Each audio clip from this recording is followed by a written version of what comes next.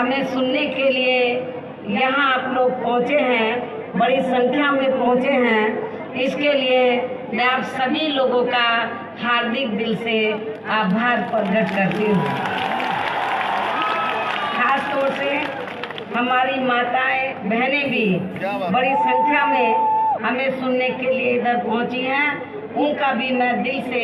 आभार प्रकट करती हूँ और पूरी उम्मीद करती हूँ कि वोट वाले दिन, जिस दिन वोट पड़ेगा उस दिन हमारी माताएं बहनें पुरुषों से पीछे नहीं रहेंगी, बल्कि पुरुषों को पीछे करके सबसे पहले आप लाइन में खड़ी होकर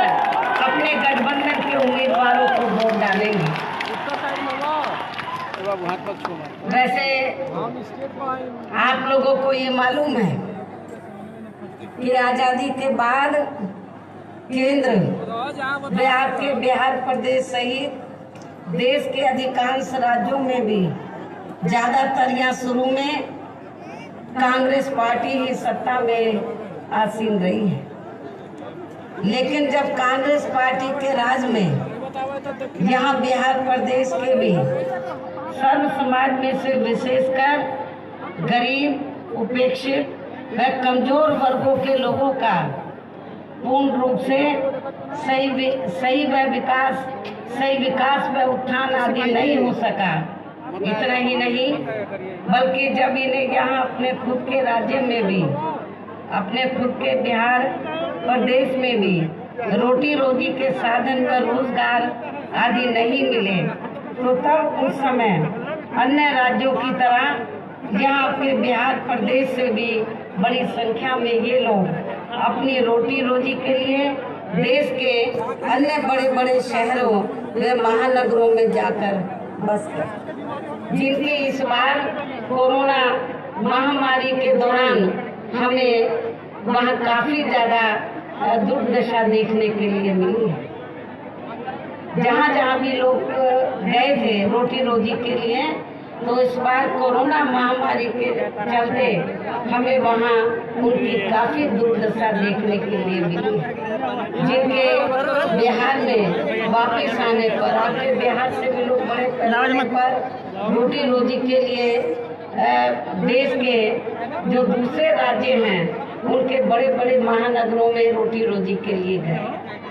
बिहार से भी। और बिहार से क्यों गए? क्योंकि यदि यहाँ पर बिहार में यहाँ की जो भी सरकारें रही उनको रोटी रोजी के साधन उपलब्ध करा देती, तो मेरे ख्याल उनको यहाँ से रोटी रोजी के लिए दूसरे शहरों महानगरों में जाकर नहीं बसना पड़ता। लेकिन इस बार कोरोना महामारी के दौरान हमें जो लोग भी, चाहे बिहार से, उत्तर प्रदेश से या देश के अन्य और राज्यों से जो लोग भी रोटी रोजी के लिए जाकर वहाँ पर बस गए बड़े बड़े कस्बों में, महानगरों में, तो इस बार कोरोना महामारी के चलते हमें वहाँ उनकी काफी दुर्दशा देखने के लिए मिली। आपके बिहार प्रदेश के लोगों की भी काफी दुर्दशा हमें देखने के लिए मिली, जिनके बिहार में वापस आने पर फिर श्री नीतीश की सरकार ने भी उनका कोई खास ध्यान नहीं रखा। ये आप लोगों को अच्छी प्रकार से मालूम है। इसके साथ ही आप लोगों को ये भी मालूम है कि यहाँ शुरू में कांग्रेस पार्टी से रहे लंबे शासनकाल में उनकी गलत नीतियों व गलत कार्य प्रणाली की वजह से जब ये पार्टी सत्ता से बाहर हो गई, तो तब फिर यहाँ कुछ स्थानीय पार्टियां सत्ता में आ गई और पिछले कुछ वर्षों से तो यहाँ लगातार गठबंधन की ही सरकारें चल रही हैं। कहने का तात्पर्य ये है कि यहाँ बिहार प्रदेश में अभी तक जिन भी पार्टियों की सरकारें रही हैं, तो उनमें से किसी भी पार्टी व गठबंधन की सरकार में या सर्व समाज में से विशेषकर दलितों, यहाँ पर दलित की कैटेगरी बना दी है, दलित है, महादलित है, आदिवासियों, पिछड़े वर्गों, मुस्लिम व अन्य धार्मिक अल्पसंख्यकों का तथा गरीबों, मजदूरों, किसानों, छोटे व्यापारियों एवं अन्य मेहनत कश लोगों का भी कोई खास विकास व उत्थान आदि नहीं हो सका है। साथ ही आपके बिहार प्रदेश में भी अभी तक यहाँ दलितों, महादलितों, आदिवासियों व अन्य पिछड़े वर्गों को आरक्षण का पूरा लाभ नहीं मिल पा रहा है और उनका आरक्षण का कोटा अभी भी अधूरा पड़ा है। और इतना ही नहीं, अब तो आपके आरक्षण को परम पूज्य बाबा साहब डॉक्टर अम्बेडकर के अथक प्रयासों से दलितों को, आदिवासियों को, अन्य पिछड़े वर्गों के लोगों को जो आरक्षण का लाभ मिला है, तो उसको भी अब धीरे धीरे एक सोची समझी रणनीति और षड्यंत्र के तहत जो जातिवादी मानसिकता के लोग हैं, तो जो इन वर्गों के लोगों को अपने पैरों पर खड़े होते हुए नहीं देखना चाहते हैं, अब वो इनके आरक्षण को भी धीरे धीरे खत्म करने के प्रयास में लग रहे हैं। और इतना ही नहीं, बल्कि अब तो प्राइवेट सेक्टर में इन वर्गों के लिए आरक्षण की व्यवस्था किए बिना ही केंद्र व राज्यों में भी ज़्यादातर सरकारी कार्य प्राइवेट सेक्टर के जरिए ही देश के अधिकांश बड़े बड़े पूंजीपतियों व धन्ना सेठों को ही दिए जा रहे हैं, जिसके कारण ही अब पूरे देश में इन वर्गों के लोगों को बहुत कम ही आरक्षण का लाभ मिल पा रहा है। इसके साथ ही इन वर्गों को जुल्म जाति से निजात दिलाने के लिए बने कानूनों को भी अब इन सभी विरोधी पार्टियों की सरकारों में काफी हद तक प्रभावहीन ही बना दिया गया है, जिससे इनके ऊपर अन्याय व अत्याचार करने वाले लोगों का मनोबल अब और भी ज़्यादा बढ़ गया है, जो अब इनका काफ़ी ज़्यादा शोषण कर रहे हैं। इनके साथ साथ यहाँ बिहार प्रदेश सहित पूरे देश में मुस्लिम व अन्य धार्मिक अल्पसंख्यक समाज के लोगों की भी हालत, खास तौर से आर्थिक हालत, हमें कोई खास अच्छी नज़र नहीं आती है, जिसका काफ़ी कुछ खुलासा केंद्र सरकार की सच्चर कमेटी की रिपोर्ट में भी किया गया है। इसी प्रकार अपर कास्ट समाज में से गरीब लोगों की भी खासकर रोटी रोजी के मामले में अभी तक काफ़ी ज़्यादा दयनीय हालत बनी हुई है। और इन सब का मुख्य कारण हमारी पार्टी केंद्र व राज्यों में तथा यहाँ के बिहार प्रदेश में भी अब तक जा रही सभी सरकारों ज़्यादातर जातिवादी कार्य प्रणाली को ही जिम्मेवार मानकर चलती है। और इस मामले में खासकर इनके गलत आर्थिक नीतियों की वजह से ही अभी भी बेरोजगारी, महंगाई आदि काफी ज्यादा बढ़ रही है। पूरे देश में हर स्तर पर भ्रष्टाचार भी काफी ज्यादा बढ़ रहा है, जिससे आपका बिहार प्रदेश भी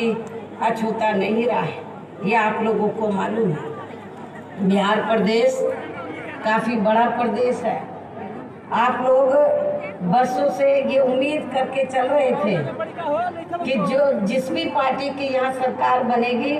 तो आप लोगों को रोटी रोजी के साधन मिलेंगे। और बिहार से जो लोग यहाँ से रोटी रोजी के लिए बाहर बड़े बड़े कस्बों, महानगरों में जाकर बस गए, वो वापस आ जाएंगे।